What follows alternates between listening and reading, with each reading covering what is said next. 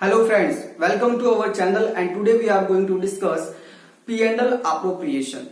P&L appropriation कैसे बनाना है और क्यों बनाना है वो हम आज की क्लास में बड़े डिटेल में डिस्कस करेंगे. So let's start. सबसे पहले फाइनल अकाउंट में हम बनाते हैं ट्रेडिंग अकाउंट, फिर बनाते हैं profit and loss account, then उसके बाद में क्या बनता है आपका P&L appropriation अकाउंट बनता है, देन उसके बाद में बाकी की चीजें है वो बनती है.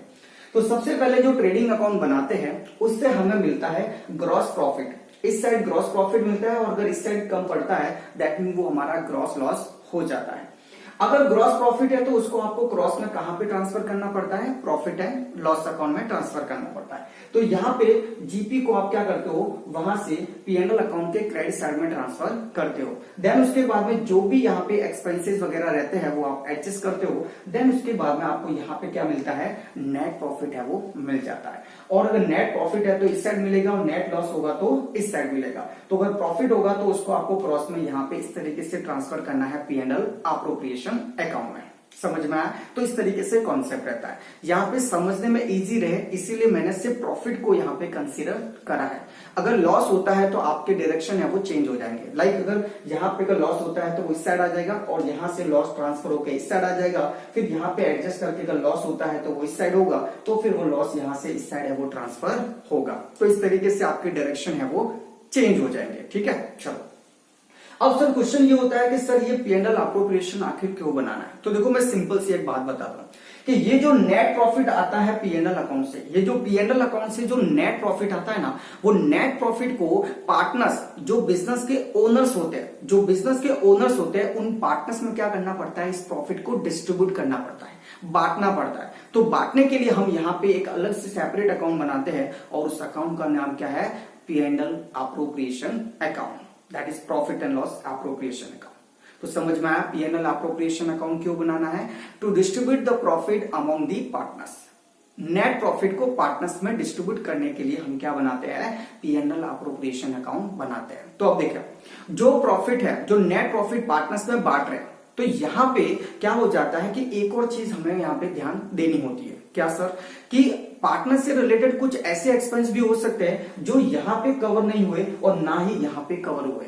कुछ ऐसे एक्सपेंस और इनकम जो पार्टनर से रिलेटेड है जो ना तो यहां पे आए और ना यहां पे आए, तो ऐसे एक्सपेंस और इनकम को भी हमें उस नेट प्रॉफिट में एडजस्ट करना पड़ेगा. तब जाके हमें जो प्रॉफिट और लॉस मिलेगा वो हम क्या कर सकते हैं? पार्टनर्स में डिस्ट्रीब्यूट कर सकते हैं.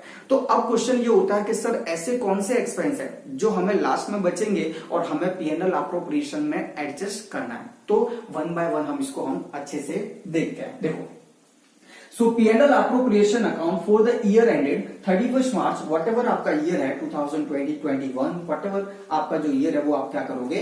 लिखोगे. देन उसके बाद में सबसे पहले हमें प्रॉफिट को ट्रांसफर करना है. सबसे पहले हमें क्या करना है? प्रॉफिट को ट्रांसफर करना है. यानी कि अगर आपका नेट प्रॉफिट है तो यहां से इस साइड यहां पे ट्रांसफर होगा और नेट लॉस होगा तो यहां से इस साइड है वो ट्रांसफर होगा. मैंने यहां पे सिर्फ प्रॉफिट को ही कंसीडर करा है ताकि समझने में इजी रहे और कोई कंफ्यूजन ना रहे. अगर नेट प्रॉफिट आपने यहां पे ट्रांसफर कर दिया P&L अकाउंट वाला, उसके बाद में आपको अगर इनमें से कोई एक्सपेंसेस दिखते हैं या फिर आपको यहां इनमें से कोई इनकम दिखती है तो आपको क्या करना है? यहां पे कंसीडर करना है. देन उसके बाद में आपको जो प्रॉफिट मिलेगा वो आपका डिविजिबल प्रॉफिट या फिर डिविजिबल लॉस रहेगा जो आप पार्टनर्स में क्या कर सकते हो? डिस्ट्रीब्यूट कर सकते हो. तो देखें, सबसे पहले अच्छा एक और चीज ध्यान रखना कि ये जो P&L appropriation है उसके डेबिट साइड में एक्सपेंसेस आते हैं और क्रेडिट साइड में आपके इनकम आती है. तो कौन से ऐसे एक्सपेंस और इनकम है जो पार्टनर से रिलेटेड होते हैं जो P&L appropriation अकाउंट में कवर होंगे? तो वन बाय वन हम डिस्कस करते हैं. देखिए, सबसे पहला है यहाँ पे इंटरेस्ट ऑन कैपिटल. कई बार पार्टनर्स जो कैपिटल लगाते हैं बिजनेस में, फर्म में, तो फर्म क्या करती है? उनको उस कैपिटल के ऊपर इंटरेस्ट देती है. तो फर्म के लिए क्या है? बिजनेस के लिए वो क्या है? एक्सपेंस है. और वो एक्सपेंस का पैसा किसको देना है? पार्टनर्स को देना है. तो इसीलिए इंटरेस्ट ऑन कैपिटल है वो एक्सपेंस होता है बिजनेस के लिए और वो पार्टनर से रिलेटेड है, इसीलिए वो कहां पे आ जाएगा? P&L appropriation के डेबिट साइड में आ जाएगा. जितने भी पार्टनर्स है उनके नाम लिखो, उनका रेस्पेक्टिव इंटरेस्ट का अमाउंट लिखो और टोटल करके आप क्या करो? उसको आउटर कॉलम में लिख दो. देन उसके बाद में कई बार पार्टनर्स को salary, bonus, commission, remuneration etcetera दिया जाता है. ज्यादातर केसेस में सैलरी और कमीशन ही देखने को मिलेगा, तो इसलिए मैंने दो ही टर्म लिखे हैं. तो पार्टनर्स का अगर सैलरी है या कमीशन है तो वो लिखोगे, जिस पार्टनर का सैलरी कमीशन है उसके नाम लिखोगे, उनका अमाउंट लिखोगे और टोटल करके आप क्या करोगे, आउटर कॉलम में लिखोगे। बराबर। ये भी क्या होता है, बिजनेस के लिए एक्सपेंस होता है और पार्टनर्स से रिलेटेड एक्सपेंस है, मतलब पार्टनर्स को पैसा देना है ना, तो इसीलिए ये यहाँ पे आ जाएगा P&L अप्रोप्रिएशन में। उसके बाद में रिजर्व में भी ट्रांसफर होता है कई बार पार्टनर ये डिसाइड कर सकते हैं कि फ्यूचर में पैसे की जरूरत पड़ सकती है, इसीलिए ये प्रॉफिट में से थोड़ा सा जो भाग है वो हम क्या करते हैं, फ्यूचर के लिए बचा के रखते हैं, साइड में सेव करके रखते हैं। तो रिजर्व में भी ट्रांसफर करने का है वो डिसाइड हो सकता है। ऐसा अगर क्वेश्चन में लिखा हुआ रहे तो आप क्या करोगे, रिजर्व में कुछ अमाउंट है वो ट्रांसफर करोगे, और कुछ प्रॉफिट का अमाउंट अगर रिजर्व में ट्रांसफर करने से प्रॉफिट कम हो जाता है, इसीलिए हम उसको यहाँ पे डेबिट साइड में लिखेंगे। ठीक है, चलो उसके बाद में यहां पे आता है इंटरेस्ट ऑन ड्रॉइंग। कई बार पार्टनर्स क्या करते हैं, विड्रॉ करके कुछ लेके जाते हैं बिजनेस में से, कुछ भी विड्रॉ करते हैं, ड्राइंग करते हैं, तो ड्राइंग के ऊपर इंटरेस्ट है वो पार्टनरशिप फर्म क्या करती है, पार्टनर से चार्ज करती है, यानी उनसे लेती है। तो ये interest on drawing partnership firm के लिए क्या है, इनकम है।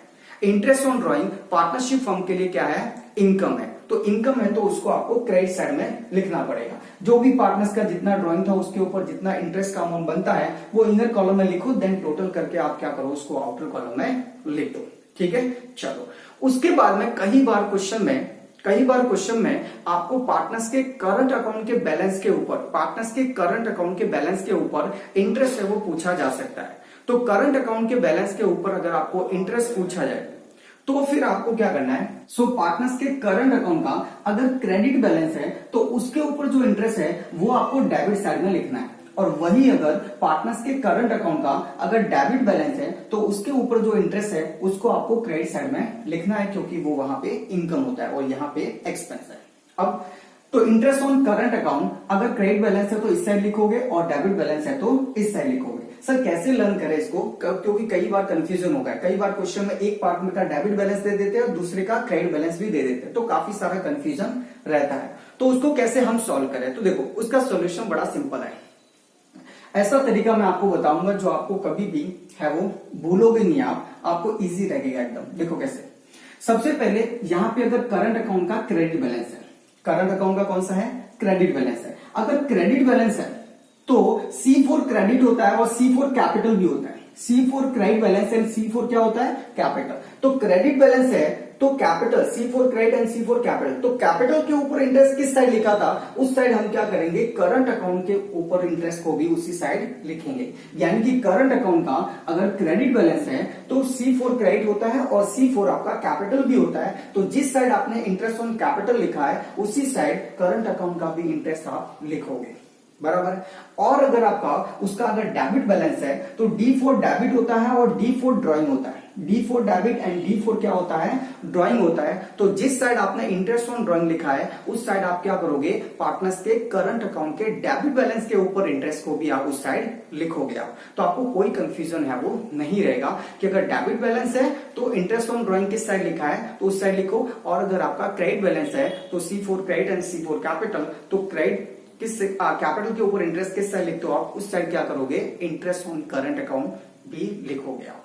ठीक है, इस तरीके से आपके ये एडजस्ट करने के बाद में आपको फाइनली यहाँ पे मिलेगा आइदर डिविजिबल प्रॉफिट, और इस साइड कम पड़ता है तो आपका हो जाएगा डिविजिबल लॉस। तो अगर डिविजिबल प्रॉफिट आता है या डिविजिबल जो लॉस आता है वो आप क्या करोगे, पार्टनर्स के कैपिटल या फिर करंट अकाउंट जैसा भी सिनेरियो है उसमें आप क्या करोगे, उसको ट्रांसफर करोगे आप। ठीक है, और ये जो प्रॉफिट है वो डिविजिबल प्रॉफिट है। डिविजिबल प्रॉफिट इसीलिए क्योंकि ये पार्टनर्स में बांटने लायक है, ये पार्टनर्स में डिस्ट्रीब्यूटेबल है, इनको बांट सकते हो आप, तो इसीलिए इसका नाम क्या है, डिविजिबल प्रॉफिट। तो पार्टनर्स में क्या करोगे, ये डिविजिबल प्रॉफिट को आप डिस्ट्रीब्यूट करोगे in their profit sharing ratio. ठीक है ना, आइदर कैपिटल और current account as the case may be. इसी के साथ आपका ये P&L अप्रोप्रिएशन है वो एंड होता है। यहाँ पे आपको अगर कुछ भी डाउट है इससे रिलेटेड तो आप बिंदास कमेंट बॉक्स में मुझे बता दीजिए, पूछ लीजिए। मैं जब भी मुझे टाइम मिलेगा तो मैं आपको है वो प्रॉपर रिजोल्यूशन है वो दे दूंगा। ठीक है, चलो सो आज के लिए इतना ही फ्रेंड्स, नेक्स्ट क्लास में हम मिलेंगे। तब तक के लिए घर पे रहिए एंड सेफ रहिए। Tata bye bye and take care.